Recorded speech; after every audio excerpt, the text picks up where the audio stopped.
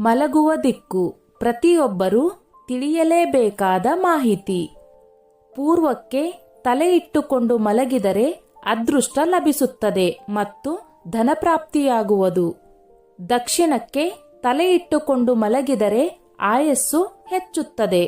ಪಶ್ಚಿಮಕ್ಕೆ ತಲೆ ಮಾಡಿ ಮಲಗಿದರೆ ಪ್ರಬಲವಾದ ಚಿಂತೆಗಳು ಯಾವಾಗಲೂ ಬರುತ್ತಲೇ ಇರುತ್ತವೆ. ಉತ್ತರಕ್ಕೆ ತಲೆ ಇಟ್ಟು ಮಲಗಿದರೆ ಧನನಷ್ಟ ಮತ್ತು ಮರಣ ಸಂಭವಿಸುತ್ತದೆ ಎಂಬುದು ಇದರ ಅರ್ಥ. ಪೂರ್ವ ದಿಕ್ಕು ಸೂರ್ಯೋದಯ ದಿಕ್ಕು. ಸೂರ್ಯನು ಐಶ್ವರ್ಯ ಮತ್ತು ಆರೋಗ್ಯ ಸಿದ್ಧಿಸುತ್ತದೆ. ದಕ್ಷಿಣವು ಪಿತೃದೇವತೆಗಳು, ದಕ್ಷಿಣಾಮೂರ್ತಿ ಮತ್ತು ಯಮನ ದಿಕ್ಕು. ದಕ್ಷಿಣಕ್ಕೆ ತಲೆ ಮಾಡಿ ಮಲಗಿದರೆ ಆಯಸ್ಸು ವೃದ್ಧಿಯಾಗುತ್ತದೆ. ಪಶ್ಚಿಮಕ್ಕೆ ತಲೆ ಇಟ್ಟು ಮಲಗಿದರೆ ನಮ್ಮೊಳಗೆ ಸದಾ ಚಿಂತೆಗಳೇ ತುಂಬಿರುತ್ತವೆ.